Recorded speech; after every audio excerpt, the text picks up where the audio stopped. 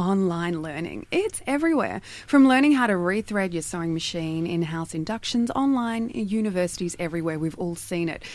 Have you been thinking about creating an online course yourself, either as something that's streaming your existing internal business structure or to create a new business model with a revenue stream? Natalie Jegorow of Tactic Learning specialises in helping people create online learning resources. Welcome to the show, Natalie. Thank you very much for having me. And welcome, Kat Baz. Hi. So, Natalie, you know everything about online learning and how to create courses. How do you know online learning is right for your business? Well, there's lots of different areas that you can actually use online learning in. It's more technology, moving with the technology these days. We want learning to be accessible. We want it to reach a larger audience, a regional, metro, international, things that we weren't able to do 5-10 years ago because all we had the option was face-to-face. People are wanting to expand their horizons. So if that's something that you want to do but you're not prepared to pay for the flights to go everywhere yourself, you need to embrace the technology and find opportunities to actually reach more people in a shorter amount of time. So does your business need to be a certain size before you consider creating an online course, whether that's for induction or how to use the cash register or your point of sale thing, or does it need to be a certain size? No, not at all. You can be an international, multi-thousands of employees, which will allow you to have one point of contact, one training package that is the same message delivered to every single one of your employees. Or you could be a single person owner-operator of a business, or just have an idea that you want to create to reach your audience. Doesn't matter, as long as you want to find a better way to actually reach more people. I guess also it's a great way of having consistency, for instance, in training. If you were even a small business and, I don't know, you had a lot of throughput in staff. I won't even... High turnover. Yeah, yep. Thank you. Yeah, thank you. I guess... I guess depending on how it would have been in the past, if you did have that high throughput of staff turnover, you could create an online course that just says the same stuff so you can get back in the kitchen or working or hustling or whatever it is that you're doing. Exactly.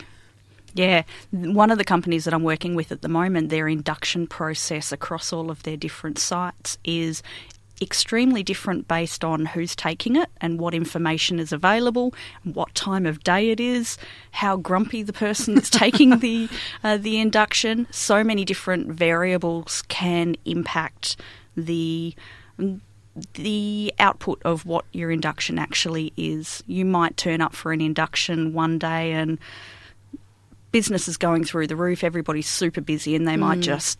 welcome to the team, sit down here, read through this, and that's the end of your induction. Whereas some people have the ability to spend an hour, 2 hours, the whole day, making sure that that person has a really good introduction to the business. But at least if you've got it online, you have the opportunity to have that same message given to every single new employee every single time without fail. And I guess the little bit of time it takes to set it all up will save you a lot of time in the future and going forward. Definitely. So how expensive is it to create a course? Because it sounds like, well, it sounds like you need to be a really big business. Sounds like you need to be Rio Tinto or someone. No. Oh, my goodness. No, it actually comes down to how long you want the training to go for. So if you want a 5-minute training package, that will be a lot cheaper than an hour's worth of training. So it works out to be based on time. So some people want multiple packages that would span over hours and hours and hours of learning, say for a full qualification. Some people just want here's an introduction to our business, which might take 20 minutes, get rid of this is who we are, this is who our clients are, this is your muster point if we have an evacuation, here's our emergency procedures, all of those kind of things that are very compliance-based, that you've got proof that somebody has actually learnt those important aspects from the very get-go. So do you always need to outsource this kind of training module, or can you create it yourself? Well, it depends on your technical ability, and it also depends on how you want it displayed. If you were going to create a professional video for your business that you were going to use as online learning, you probably wouldn't do it yourself unless you were that way inclined. It's very similar for your e-learning. Some people have their opinion of e-learning is writing it all in a PDF file and uploading it onto the computer. And that's their version of e-learning, online learning. If that's working for them, awesome. But what we do at Tactic Learning is we create a very interactive, there's quizzes involved, there's videos, media, podcasts. It's all about the engagement level and maintaining it at a high level, isn't it? Definitely. Because I guess getting a PDF it's like homework, I feel. Yeah. It's not dynamic. Yeah. It's not learner-centric, that's for sure. And I guess the more different styles of whether it's reading or ticking boxes or doing a quiz or watching somebody speak, the more different ways you can convey your message, the more likely it is to sink in. Exactly. The other thing to take into consideration is Australia and internationally as well, we do have a fairly generic issue with language literacy and numeracy. So people in certain industries or certain education levels may not feel comfortable reading an entire PDF, but if you put that information into a video or a podcast, something that they can watch or listen, it will make a much bigger impact on them. And it creates context, I think. Yeah. Especially in Australia, there's terms that you hear that aren't common elsewhere. Yeah. And I think that does help when you hear it in context rather than reading it. It's a lot easier. Yep. Yeah.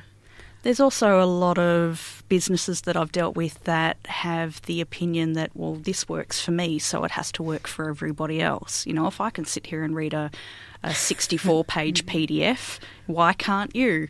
But you're not really getting the return of investment or the interest in the person that you're actually trying to train. And I guess that written material is great as a backup. If you need to refer to it later, it's great to go, oh, now what was it they said? But for getting it all through in the first place, I guess you can't really beat video, can you? No. One of the barriers that usually stops people from putting it online is the ability to put it down on paper first. A lot of people have all of this knowledge in their head that they're the only ones that do that induction, or they're the only ones that actually train that specific subject matter. So, you know, to get that down on paper to eventually put on an e-learning the job is massive in their head. But you answered that question that I had in my head. Yeah. That's certainly a barrier. Yeah, for me, I've got it all in my head, and I think small businesses listening, they always want to have someone else take over a mini-me, and it's really hard to create a mini-me if it's all in your head. And I've tried, creating mini-me's by doing my own training, but you're right, time becomes the issue, and I really don't have that much written down. Yep. I think it starts with, it's hard to articulate what's in your head. Very much so. Entrepreneurs are more doers than thinkers. Definitely. Yeah. Yeah. And it's a case of a bit like what we're doing here, just asking questions, getting answers, doing a complete brain dump. This is everything that's in your head. And then we go away and we write it up in sequence learning, scaffold building up those foundations, and then bring it back to you and go, okay, so what's missing? And you might read through it and go, okay, so we need to add this chunk here and we need to add this chunk here, and you've this little area here probably needs some more information. It's definitely a joint effort, because I don't know what you know, but yeah, putting it down on paper will also help succession planning, will help longevity in your business, and will hopefully allow you to put yourself in a position where you can work on the business rather than for the business. So if you don't know what to do, start by talking about it. Is that Yeah. right? Yep. Talk about it and video it so you can show things and use that as your starting point. And because- write it down. Yeah, maybe write it down Yeah. after just to get it out. You know what it's like. We're doing the brain dump right now. Probably not a best thing to do it on radio, but that's how we're doing it. Yeah, it's a brain dump. yeah, basically. So do the brain dump like this. Record it so you know what's been said. Recording is very helpful because if you're just having that conversation, asking those questions, and then we can go away and transcribe it. I guess even if you record one of your actual training sessions, Yeah. you can hear what questions people ask as well. Definitely. See what people, you can even see how they're reacting to all of the things you're talking about. Yep. Yeah, that one didn't sink in, did it? Actually, that's something else with the e-learning is the type of language that you use. You can't use a PowerPoint where you've got your dot points because that doesn't transcribe very well into a learner-centric e-learning package. You need to word it as though you are talking to the person. So recording the voice and transcribing that works really well. That kills me. That's the death by PowerPoint. Yeah. The It's a common practice. yes, people reading the dot point, and it's like, why do I need to hear you say it? Yep. I think we need to do a whole taking care of Yes. business on effective use of PowerPoint. You'd need more than 15 minutes for that one. Oh, no, you don't. Easy. PowerPoint revival. Yeah. So- Death by PowerPoint. So now we've talked about like the kind of the in-house courses and that kind of thing, but it's also very common for people these days to want to create their own academies, their own learning things. They've got information they want to give to people, and people want to monetize that. Definitely. How easy is that to do? Because it looks pretty tricky. Well, once you've got the content, like the brain dump, that is definitely the first step. Second step is figure out how you actually want to get that information out. Is it through interactive e-learning? Is it through just putting out a PDF online? Is it through video? Is it through podcasts? Are you going to combine all of it? What about a blended version where you've got some online and some face-to-face? There's so many different opportunities and options available. You need to figure out what the output will be, and then you work backwards from that. So what are the biggest mistakes that people make with their training modules? I'm looking forward to this because I know there's going to be a lot, and PowerPoint's probably going to be one of them. Putting PowerPoint online and using that as death by dot point is definitely one of them. What are the other mistakes? The use of language that I brought up before, having it very, like what you said, Kat, the reading the dot points or the main points. Yeah. It's not engaging. You don't feel like somebody's actually talking to you. E-learning that only consists of text. So it's basically you've turned a PDF online into a click-through PDF online, which isn't going to engage Which is your learner. dictated back to you. Yeah. In case you can't read. Exactly. I'd say that would probably be your main areas, the things that come to mind at the moment. How can you make sure that that it's going in, that it's sinking in, your training's being heard? Yep.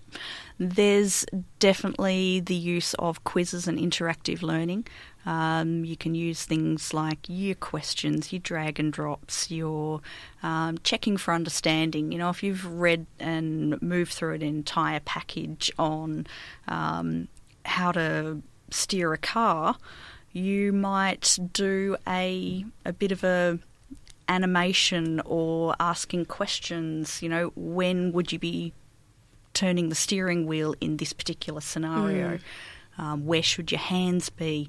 What should you be doing with your hands in the event of an accident? All of those kind of things that would generate a little bit of thinking, because sometimes if you're sitting in a classroom and there's no quiz or anything like that, you're finding the information a little bit meh. You're not actually using that information to create thought processes.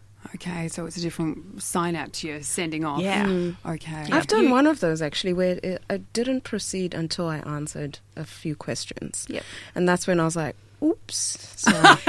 I was actually supposed to read I that. was supposed to listen to that. Let me just go back because I Yeah. winged the questions and it said, we're going to do this again before we can proceed. And I was Yep. like, oh. But And that was... that's a good example of little stopgaps that we can put into the e-learning. Other things that you can do is you can't move on from this particular page or this section unless you have done this activity or unless we have known that you have read A, B and C.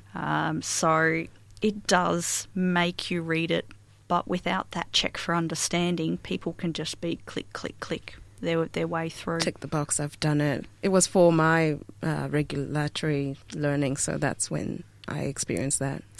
Online learning. It doesn't have to be so tricky. It can be, but it doesn't have to be. It can be as simple as you recording yourself and uploading it to YouTube for yours. If you're just a tiny cafe, you know, this is the muster point. It doesn't have to be tricky, or it can be all bells, all whistles. Thank you so much, Natalie Jegorow. Not a problem. Of Tactic Learning. She can help you out if you want to do a big fancy pants training module. And thank you so much, Kat. Thank you. Taking care of business. We'll be back next week.